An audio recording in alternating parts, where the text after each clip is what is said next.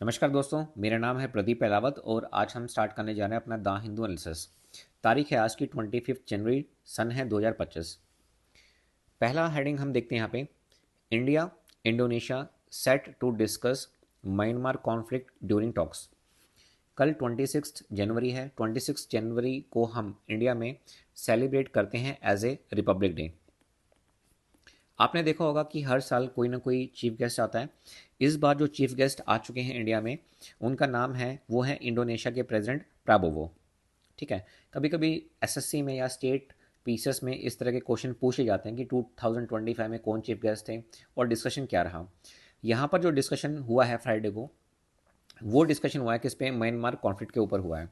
Myanmar में जैसा कि आपको पता है कि वहाँ पे जो आर्मी है उसने क्या किया हुआ है, उसने कब्जा किया हुआ है। ठीक है, आर्मी का रूल वहाँ पे चलता है। अब म्यांमार का मुद्दा हमारे लिए इम्पोर्टेंट क्यों है? क्योंकि हमारी एक स्टेट है, जैसे अगर आप नॉर्थ ईस्ट में देखेंगे, नागालैंड बॉर्डर शेयर करते हैं म्यांमार के साथ। तो आप देखेंगे न्यूज़ में आने के बाद काफ़ी सारे बॉर्डर को सील कर दिया, मतलब वहाँ पे जो है कांटे की जो तार है उनको लगा दिया गया। लेकिन उससे पहले क्या था, आप देखेंगे तो फ्रीली आप म्यांमार में जा सकते हैं। मतलब वहाँ के जो लोकल लोग हैं, नागालैंड के काफ़ी सारे जो लोकल लोग हैं वो निकल जाते थे सुबह। ठीक है, शाम को वो वापस आ जाते थे। मतलब फ्री, एक तरह से आप कह सकते हैं कि वहाँ पे कोई बाउंडेशन नहीं थी। लेकिन अब क्या है, अब म्यांमार में क्या है, अनस्टेबिलिटी आ चुकी है। अब इसके बारे में बात करने के लिए हमारे पास, यानी कि इंडिया की तरफ से या तो मोदी साहब होंगे वहाँ पे, क्योंकि ये क्या है, ये एक हाई लेवल मीटिंग। अगर आप देखेंगे तो यहाँ पर जो डिस्कशन हो रहा है वो हो रहा है high level discussion. High level discussion का मतलब क्या है, या तो मोदी साहब होंगे यहाँ पे, या फिर जो फॉरेन मिनिस्टर हैं वो यहाँ पे रहेंगे, या फिर दोनों रहेंगे। डिस्कशन होगा यहाँ पे। अब डिस्कशन होगा किसके साथ? जो इंडोनेशिया के प्रेसिडेंट हैं उनके साथ होगा। ठीक है। अब वो बन के आए हैं क्या, chief guest at India's Republic day celebration. अब ये जो म्यांमार का एजेंडा है, ये सबसे इम्पोर्टेंट एजेंडा है हमारे पास। क्योंकि आपने देखा होगा वहाँ की जो मिलिट्री है, जुंटा, उसने कंट्रोल किया हुआ है। और वहाँ के जो इथनिक ग्रुप्स हैं, ठीक है, उनके बीच में डिस्प्यूट चलता रहा है। अब दोनों के दोनों नेशन, यानी कि अगर हम बात करें किसकी, इंडिया की, और अगर हम बात करें इंडोनेशिया की, ठीक है, ये दोनों के दोनों एड्रेस करेंगे किस पे, रीजनल सिक्योरिटी चैलेंजेस पे। ठीक है। और जो मेन मुद्दा है वो है हमारे पास impact of Myanmar crisis on India's north eastern state. North east में एक बहुत ही ब्यूटीफुल स्टेट है जिसका नाम है नागालैंड। नागालैंड में क्या है आपको पता ही है, नागालैंड जो है म्यांमार के साथ क्या करता है, बॉर्डर शेयर करता है। अब वहाँ पे अनस्टेबिलिटी है म्यांमार में, तो ऑब्वियसली बात है उसका जो इम्पैक्ट होगा वो कहाँ पे देखने को मिलेगा हमें, नॉर्थ ईस्ट की स्टेट को, हमें नॉर्थ ईस्टर्न स्टेट में हमें देखने को मिलेगा। अब इंडिया की पॉलिसीज़ है, जैसे आपने देखा होगा इंडिया की इंडिया एक्ट ईस्ट पॉलिसी है। क्योंकि हमारा जो मेन फोकस रहता है ना, वो कहाँ पे रहता है, रीजनल स्टेबिलिटी और पीस पे रहता है। हमें क्या चाहिए, हमें स्टेबिलिटी चाहिए, हमें क्या चाहिए, पीस चाहिए। ठीक है। तो ये सब डिस्कशन होंगे किसके साथ, हमारे जो इंडोनेशिया के प्रेसिडेंट हैं, जो चीफ गेस्ट बन के हैं, उनके लिए होगा। अब देखें, सबसे पहला क्वेश्चन ये है कि हम 26 जनवरी को ही रिपब्लिक डे क्यों मनाते हैं, 25 को क्यों नहीं मनाते हैं, या 27 को क्यों नहीं मनाते हैं? क्योंकि अगर आपको याद हो तो पॉलिटी में आपने पढ़ा होगा कि 26 जनवरी 1950 को इंडियन कॉन्स्टिट्यूशन पूरी तरह से एप्लीकेबल हो गया था। यानी कि जितने भी प्रोविजंस थे वो सारे के सारे प्रोविजंस क्या हो गए थे, एप्लीकेबल हो गए थे। और 26 जनवरी के पीछे भी एक स्टोरी है पंडित नेहरू की, वो मैं आपको बताऊंगा। ठीक है। 26 जनवरी भी काफ़ी इंपॉर्टेंट है, but for the time being आप ये याद रखिए कि 26 जनवरी 1950 को जो इंडियन कॉन्स्टिट्यूशन है उसके जितने भी प्रोविजंस थे वो पूरे के पूरे एप्लीकेबल हो गए थे। अब आपके माइंड में एक डाउट होगा कि सर क्या आप मुझे बता सकते हैं कि ये जो रिपब्लिक वर्ड है, रिपब्लिक का मतलब क्या होता है? देखिए, हमारे इंडियन कॉन्स्टिट्यूशन में ये जो वर्ड है रिपब्लिक, या फिर हम कभी भी यूज़ करते हैं रिपब्लिक, अगर देखा जाए इवन प्रियम्बल में अगर आप देखें रिपब्लिक है, तो रिपब्लिक का मतलब क्या होता है कि जो हेड ऑफ स्टेट होगा, हेड ऑफ स्टेट, ठीक है, वो क्या होगा, इलेक्टेड होगा। और आप सभी को पता है कि हेड ऑफ द स्टेट कौन होता है, हेड ऑफ द स्टेट होते हैं हमारे पास प्रेसिडेंट। तो इंडिया में जो प्रेसिडेंट हैं वो नॉमिनेट नहीं होते हैं। ठीक है, प्रेसिडेंट का क्या होगा, इलेक्शन होगा। समझ पा रहे हैं? तो रिपब्लिक का मतलब होता है, अगर आप आपसे कोई पूछे, रिपब्लिक का मतलब है कि जो हेड ऑफ द स्टेट होगा वो क्या होंगे, इलेक्टेड होंगे। अब देखिए, अब ये सब डिस्कशन होगा। अब इसमें क्या है, ये जो मीटिंग हो रही है इसमें म्यांमार के जो कॉन्फ्लिक्ट है उसके ऊपर क्या होगा, डिस्कशन होगा। उसके बाद हाई लेवल मीटिंग्स हो रही हैं, जैसे कि मैंने आपको बताया इंडिया की तरफ से फॉरेन मिनिस्टर हैं, जयशंकर जी हैं, मोदी साहब हैं, ये डिस्कस करेंगे। ठीक है। क्योंकि हमें क्या चाहिए, हमें चाहिए इंडिया में स्टेबिलिटी, हमें क्या चाहिए, इंडिया में पीस चाहिए, ठीक है। क्योंकि इसका जो रीजनल इम्पैक्ट है वो बहुत ज़्यादा पड़ता है, क्योंकि इंडियन स्टेट जो है वो म्यांमार के साथ क्या करती हैं, बॉर्डर शेयर करती हैं। अब देखिए, अब इसके ऊपर मैंने आपके लिए बनाया है एक एमसीक्यू, जो कि आपके एग्जाम में पूछा जा सकता है, क्योंकि 25 में चीफ गेस्ट साहब आए हैं। तो मैं ये मान के चल रहा हूँ कि सपोज करो यूपीएससी क्वेश्चन बनाता है, तो वो कैसे क्वेश्चन बनाएगा, यूपीएससी क्वेश्चन बनाएगा, विच of the following is correct regarding the recent discussion between the India and the Indonesia during the visit of president Prabowo, ठीक है। अब इस मीटिंग में क्या क्या हुआ वो मैं आपको बता देता हूँ। देखिए, पहला जो पॉइंट है वो है the focus was entirely on bilateral trade between India and Indonesia. भाई ये तो गलत आंसर है, क्योंकि जब आप यहाँ पे देखेंगे, यहाँ पे साफ लिखा हुआ है India Indonesia set to discuss Myanmar conflict during talks. तो यहाँ पे जो मुद्दा है वो किसके बारे में है, म्यांमार टॉक के बारे में है। तो ऐसा तो है नहीं कि हम बायलेटरल ट्रेड के बारे में बात करेंगे सिर्फ इंडिया और इंडोनेशिया के बारे में, ऐसा है नहीं है। यानी कि ये जो पहला पॉइंट है ये गलत है। सेकंड है discussion including the situation in Myanmar and regional security issue like South China Sea. अगर आप देखेंगे, ये जो मैंने आपको स्क्रीनशॉट यहाँ पे दिया है द हिंदू का, तो इसमें ये भी है कि खाली हम म्यांमार के बारे में बात नहीं करेंगे, हम यहाँ पे जो साउथ चाइना सी है, ठीक है, उसमें जो टेंशन चल रही हैं उसके बारे में भी बात करेंगे, ठीक है। आप एक बार इसको पढ़ लीजिएगा। तो इसका मतलब क्या हुआ कि जो हमारे पास सेकंड पॉइंट है फॉर द टाइमिंग अभी ये सही है।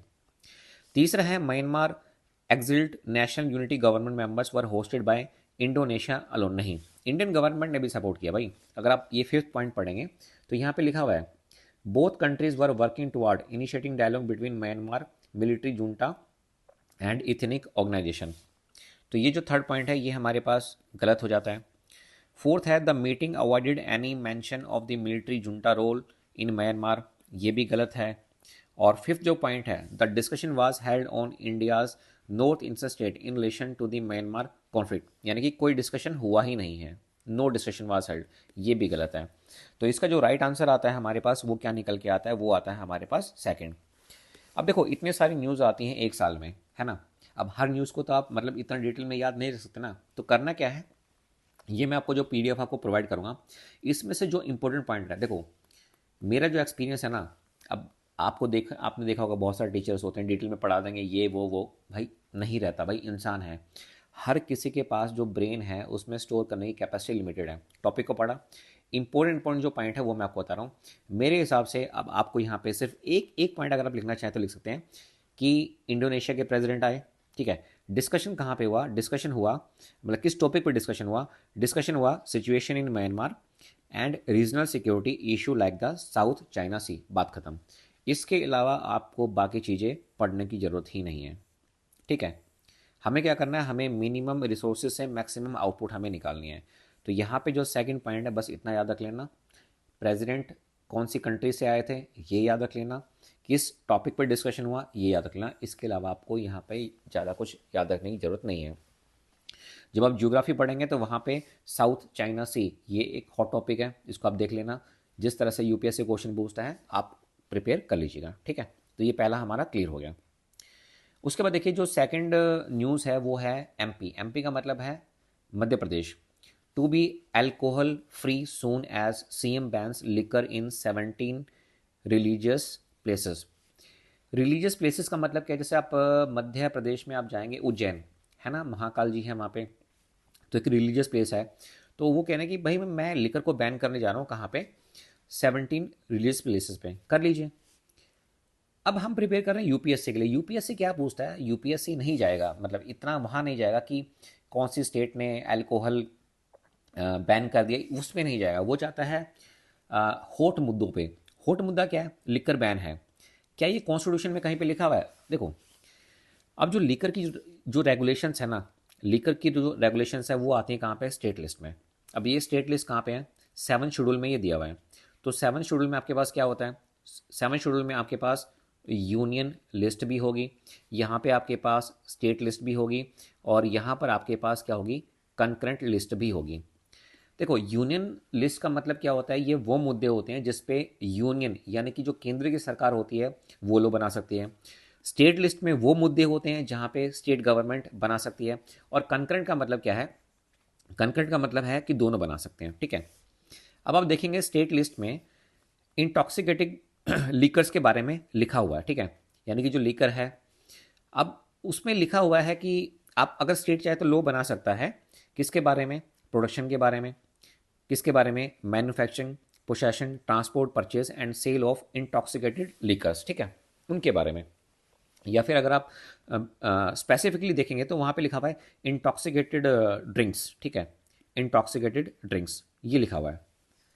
अब सवाल ये उठता है कि भाई लीकर जो है वो इंटॉक्सिकेटिंग ड्रिंक्स में आता है या नहीं आता है। मुझे एक चीज़ बताओ भाई, अगर आप लेते भी हैं शाम को, मान लीजिए आप मतलब यू बीके में क्लास 1 ऑफिसर, आप आईपीएस बन गए, आप आर्मी में हैं, आप कहीं पे लेते भी हैं, ड्रिंक लेते हैं, मैं नहीं मानता। देखो अगर आप लिमिटेड क्वांटिटी में ड्रिंक करते हैं ना, वो हार्मफुल नहीं है, ठीक है, आप वाइन पीते हैं वो हार्मफुल नहीं है, आप बियर पीते हैं लिमिटेड, मैं बता रहा हूँ लिमिटेड क्वांटिटी में अगर आप पीते हैं वो हार्मफुल नहीं है। एक्सेस क्वांटिटी में आप पियेंगे डेफिनेटली वो हार्मफुल होगा। अरे दूध है, क्या आप 2-3 लीटर दूध पी जाएंगे? आप 1 लीटर दूध पी के देखिए, आपकी हालत ख़राब हो जाएगी। तो वो भी तो है ना, मतलब दूध जो है लिमिटेड क्वांटिटी में लोगे तो वो हेल्थ के लिए अच्छा है, ठीक है। कोई भी चीज़ एक्सेस में जब आप करते हैं तो वो क्या होता है, वो खराब होता है। तो इसके बारे में कहाँ पे लिखा हुआ है, मतलब स्टेट लॉ बनाना चाहे बना सकता है, जी हाँ बना सकता है। बहुत सारी स्टेट हमारी ऐसी हैं जिन्होंने क्या किया हुआ है, लिकर्स को रेगुलेट किया हुआ है, ठीक है। और जैसे कुछ स्टेट ऐसी हैं जहाँ पे लिकर बैन ही है, जैसे आप देखेंगे हमारे पास बिहार है, नागालैंड है, वहाँ पर क्या है, टोटल प्रोहिबिशन है। मतलब स्टेट गवर्नमेंट ने क्या किया लॉ पास कर दिया, और लॉ पास करने के बाद मतलब वहाँ पे क्या है, लिकर का सेल, परचेज, डिस्ट्रीब्यूशन ये सब क्या है, बंद है। कहने का मतलब ये है कि ये स्टेट के पास पावर है कि अगर वो चाहे तो लीकर को बैन कर सकता है। अब ये एक मुद्दा अलग है कि भाई लीकर इंटॉक्सिकेटेड ड्रिंक्स में आता है या नहीं आता है, वो एक अलग मुद्दा है। उसके ऊपर भी सुप्रीम कोर्ट के बहुत सारी जजमेंट्स हैं जिस पे चल रहा है केस कि ये इंटॉक्सिकेटेड ड्रिंक्स में है या नहीं। जैसे बिहार का जो केस है उसके बारे में भी हम बात करेंगे।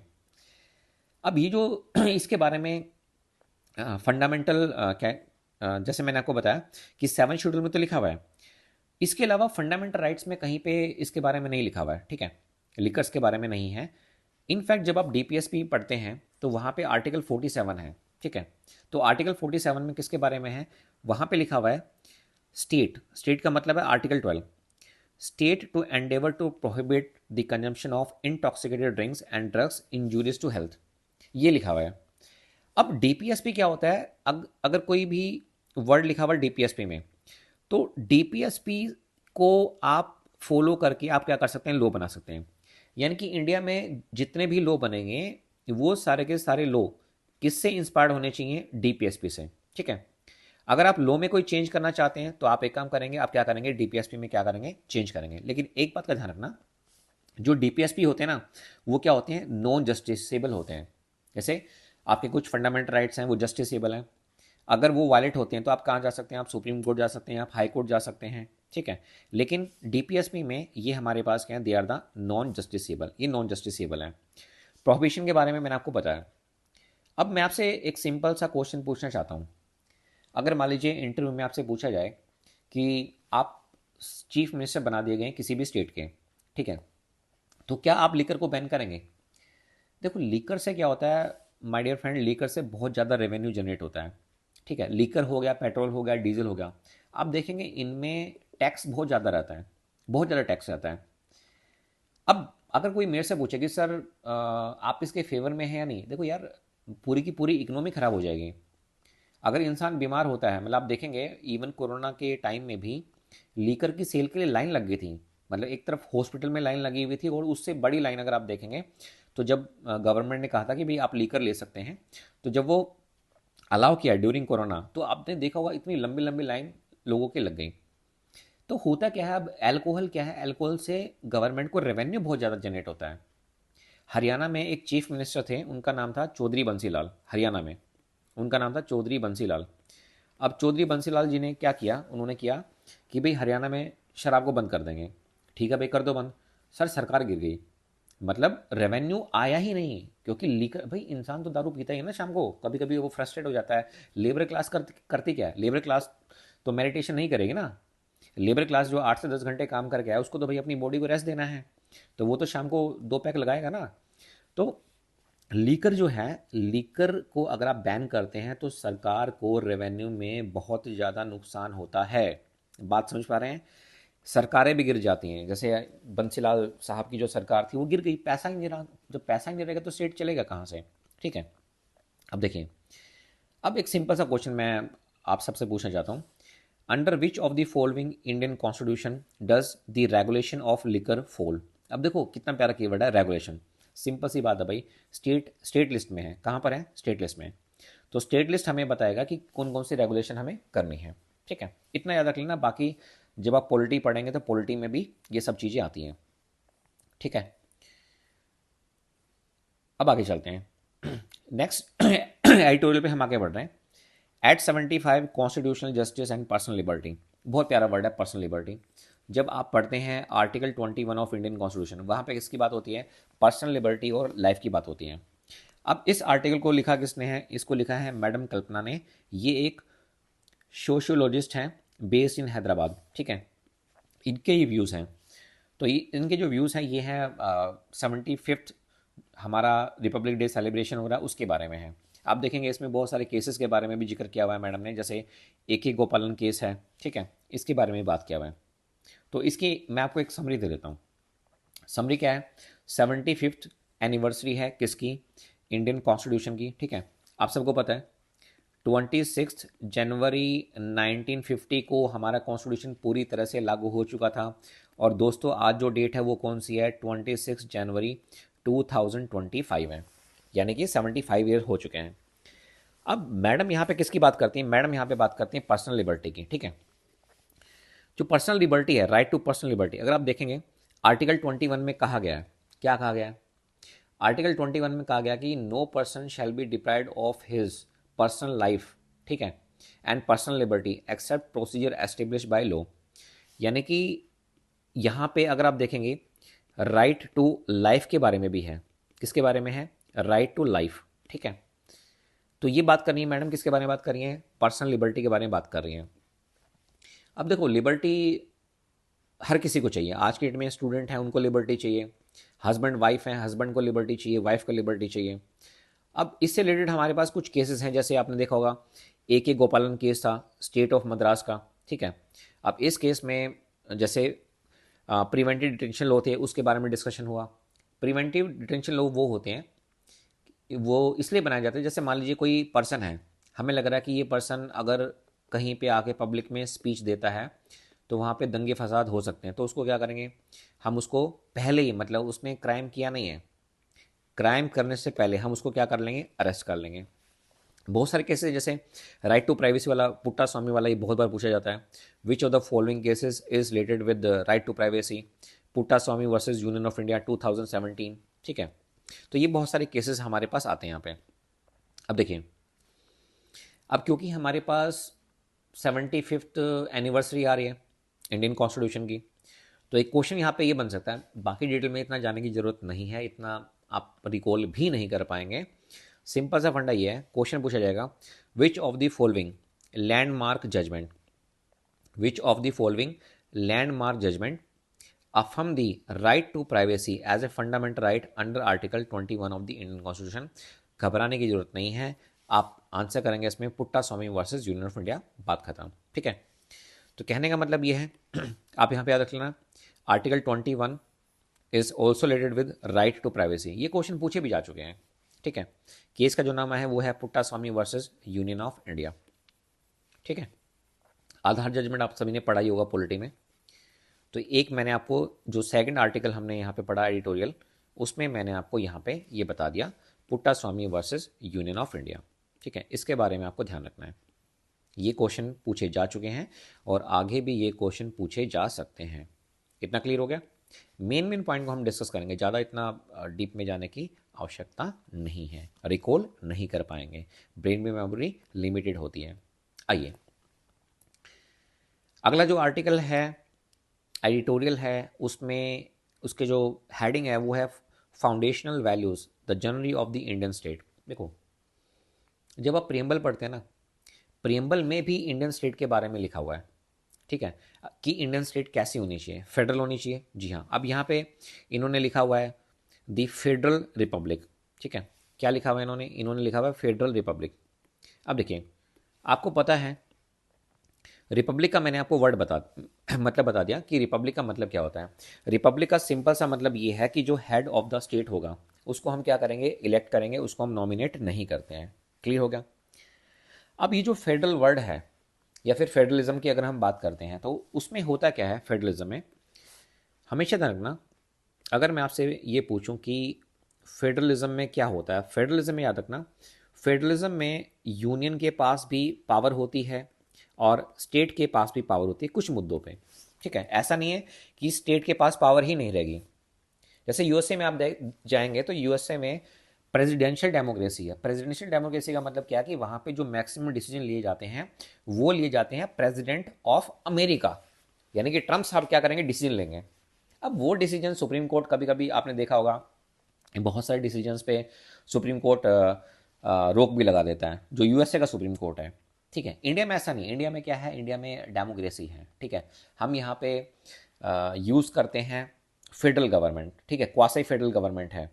कहने का मतलब ये है कि स्टेट के पास भी पावर होगी, स्टेट और यूनियन के पास भी क्या होगी, पावर होगी। और वो सब पावर्स क्या हैं, डिफाइन की गई हैं कि भाई आप स्टेट हैं, आपके पास ये पावर है, मैं हूँ यूनियन, मेरे पास ये पावर है। ठीक है, तो ये भी आर्टिकल किसके बारे में है, 75th एनिवर्सरी है हमारे पास किसकी, adoption and implementation of the constitution, उसके बारे में है ये। अंबेडकर साहब के कुछ यहाँ पे स्टेटमेंट भी आ जाती हैं। जैसे इसके अलावा जैसे आपको पता है कि जो फेडरल स्ट्रक्चर है, फेडरल का आपको पता लग गया ना मीनिंग क्या होता है। फेडरल का मतलब है कि सेंटर के पास भी पावर होगी, ठीक है, और स्टेट के पास भी पावर होगी। सेंटर के पास भी पावर होगी और क्या होगा, स्टेट के पास भी पावर होगी। कहने का मतलब ये है, सेंटर में प्राइम मिनिस्टर कौन है, सेंटर में है हमारे पास मोदी साहब, तो मोदी साहब के पास भी पावर है। और स्टेट अगर मैं एग्जांपल लूँ, जैसे अगर मैं यूपी का एग्जांपल लेता हूँ तो योगी जी हैं वहाँ पे चीफ मिनिस्टर, तो मोदी साहब के पास भी पावर है, योगी साहब के पास भी पावर है। ऐसा नहीं है कि सारी की सारी पावर जो है वो सेंटर में यानी कि मोदी साहब के पास है, नहीं नहीं नहीं। जो मैटर्स हैं वो डिवाइड कर दिए हैं कि भाई सेंटर इन पे लॉ बना सकता है, स्टेट इस पे लॉ बना सकता है। अगर कहीं पे कॉन्फ्लिक्ट होता है तो उसके बारे में हम बाद में देखेंगे। अब देखिए, the Indian federal structure has been a focal point of constitutional debates with tussle between the union and the state on the issue like simultaneous election, fiscal federalism, and the next delimitation exercise। हमेशा से मुद्दा मतलब dispute चलता ही है।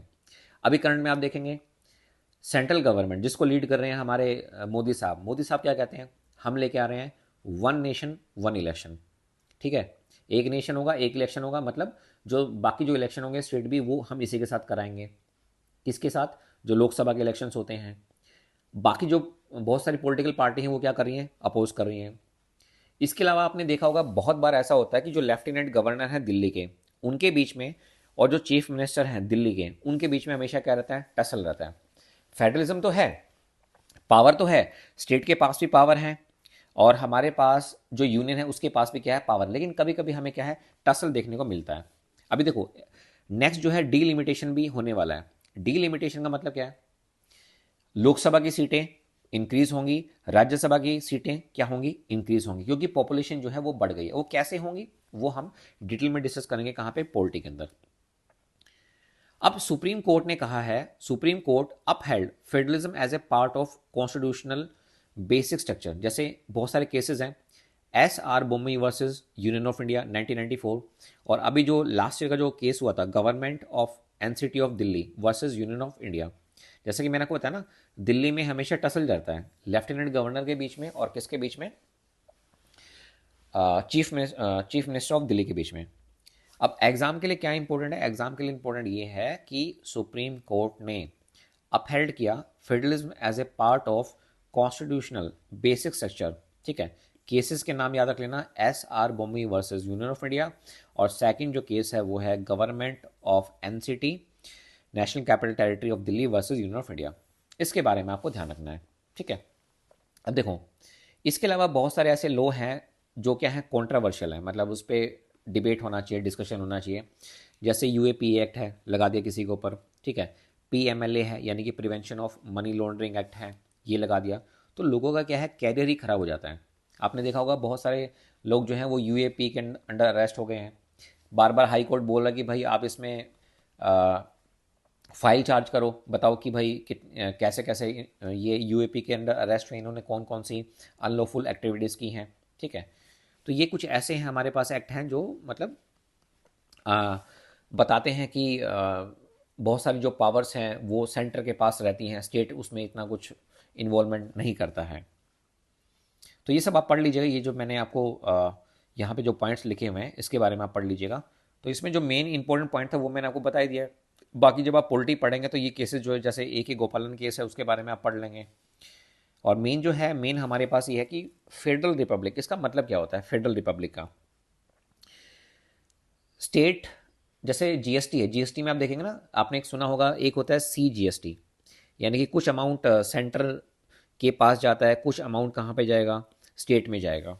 ठीक है, state को भी रेवेन्यू मिलेगा, सेंटर को भी रेवेन्यू मिलेगा। तो इसको डिटेल में जब आप इकोनॉमी पढ़ेंगे तो उसमें ये चीज़ें और क्लियर हो जाएंगी। इसके बाद हम आते हैं अपने नेक्स्ट टॉपिक पे, बहुत ही इंपॉर्टेंट टॉपिक है और मैं इसके ऊपर एक अलग से वीडियो भी बनाऊंगा। हेडिंग क्या है, ओडिशा टॉप्स नीति physical health index, Chhattisgarh next best.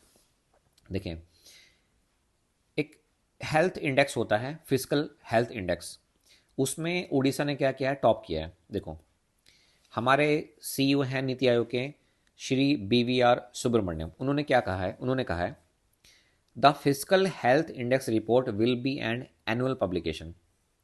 पहला जो क्वेश्चन यूपीएससी पूछ सकता है वो ये पूछ सकता है कि physical health index report, physical health index report ये क्वार्टरली आती है, हाफ ईयरली आती है, या एनुअल पब्लिकेशन है। तो पहला आंसर क्या होगा, एनुअल पब्लिकेशन। ठीक है, कौन इसको पब्लिश करता है, नीति आयोग। अब देखो फोकस कहाँ पे है, focusing on physical health of Indian state, सुनिएगा, physical health of Indian state offering data driven insight that will be leverage for inform state level policy intervention to improve overall physical governance, economic resilience and stability of the nation. ऐसा किसने कहा है, ऐसा कहा है नीति आयोग के CEO ने।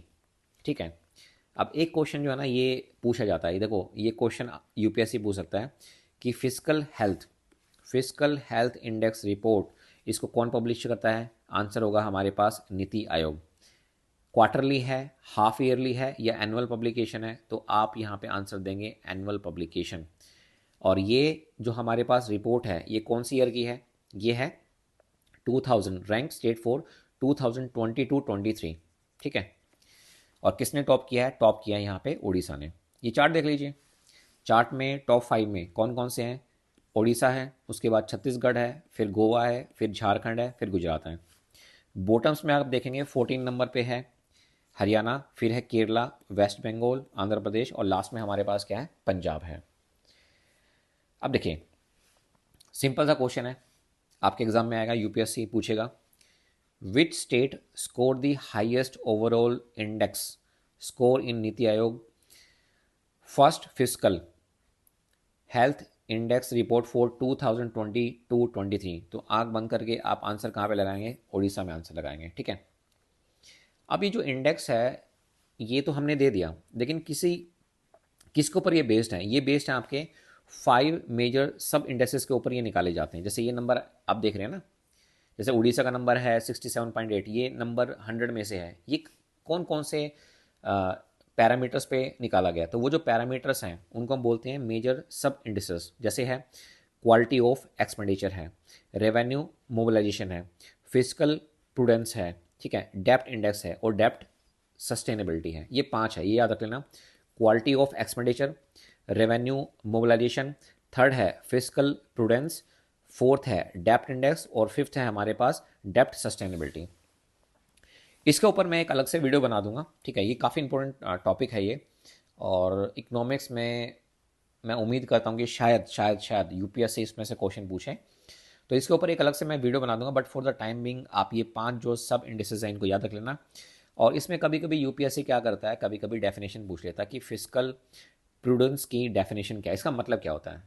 तो देखिए, इसका जो मतलब है वो है, it is the practice of managing. ये क्या है, एक प्रैक्टिस है ऑफ मैनेजिंग। क्या मैनेज करोगे भाई, आप मैनेज करोगे एक कंट्रीज फाइनेंसेस रिस्पॉन्सिबली, एक कंट्रीज फाइनेंसेस रिस्पॉन्सिबली।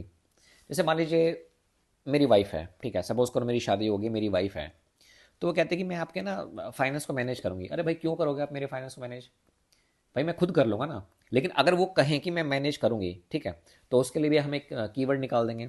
तो यहाँ पर क्या है, यहाँ पे जो फिजिकल प्रूडेंस है ये है practice of managing a country finance responsibly. It means balancing government spending with revenue, ठीक है, अवॉइडिंग एक्सेसिव बोरोविंग, बहुत ज़्यादा पैसा ना उधार ले लें, ensuring long term economics stability. तो ये चीज़ें हैं, ये बैलेंस करती है government spending with revenues, avoiding excessive borrowings, ठीक है, and ensuring long term economic stability. तो एक इसके ऊपर जब मैं अलग से वीडियो बनाऊंगा तो उसमें मैं आपको एमसीक्यू भी दूंगा और इन सब की जो डेफिनेशन है वो भी मैं आपको बताऊंगा, एक बार पढ़ लेना। ठीक है, इकोनॉमिक्स में हर साल ऐसा होता है, कुछ क्वेश्चंस ऐसे आते हैं जो मतलब थोड़ा सा डेप्थ में यूपीएससी पूछ लेता है, तो अपने पास टाइम है तो एक बार देख लेंगे। तो आपको मैं क्या करूँगा, ईजी वे में मैं आपको रिकॉल करा दूंगा, ठीक है। तो दोस्तों आज के लिए इतना ही। मैं उम्मीद करता हूँ कि आपको ये जो डिस्कशन हुआ है द हिंदू का, ये आपको समझ में आया होगा। कुछ इंपॉर्टेंट क्वेश्चंस मैंने आपको बताए हैं वो आपको समझ में आए होंगे। तो आज के लिए इतना ही। शुक्रिया, धन्यवाद, शब्बा खैर।